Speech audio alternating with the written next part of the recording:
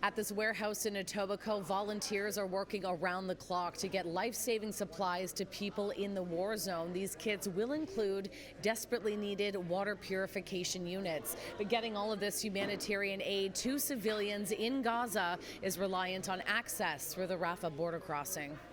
That's the ceramic cartridge that will filter 99.9% of bacteria, viruses.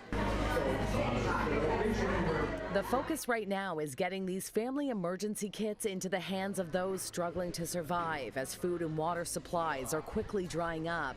These purification units do not need electricity and can provide clean drinking water for up to a year. Gravity powers the filter. Mom takes the dirty water that she has, whether she's collecting it from her pipes or the rain or local systems, and pours it in the top. Gravity pulls it through. Clean drinking water is then at the bottom, so our kids don't die from cholera or typhoid. We need that border open. We need humanitarian access corridors. We need to make sure that we're not targets when we get in.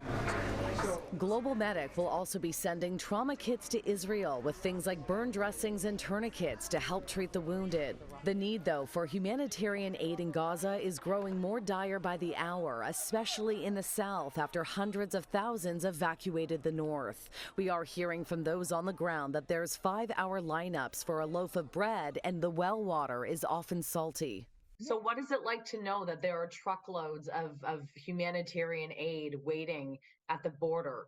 It's depressing, I think, is a word. It makes me angry. Mansour Shoman has been updating CityNews throughout the week, and during our chat today, a rocket struck nearby. What was that? Mansour assures me he's in a safe place underground, but says it's been another day of missiles raining down. Medicine and fuel are also in very short supply. That means that within the next 2 to 3 days, the electricity supply in hospitals will be switched off, and anyone in the ICU, anyone coming into the emergency rooms, anyone that needs kidney dialysis, for example, will not be able to survive anymore. Even the possibility of aid rolling in soon, with Israel now saying it will not stop Egypt from allowing food, water, and medicine to cross the border, optimism is fading. Do you believe that's going to happen? But the fact that aid is outside for the last 12 days, basic human aid, basic human needs, not allowed in until now, I have one word for it: shame. Shame on everyone.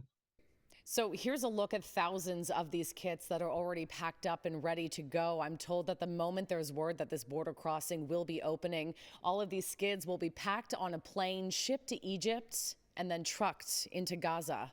In Etobicoke, Shauna Hunt, City News.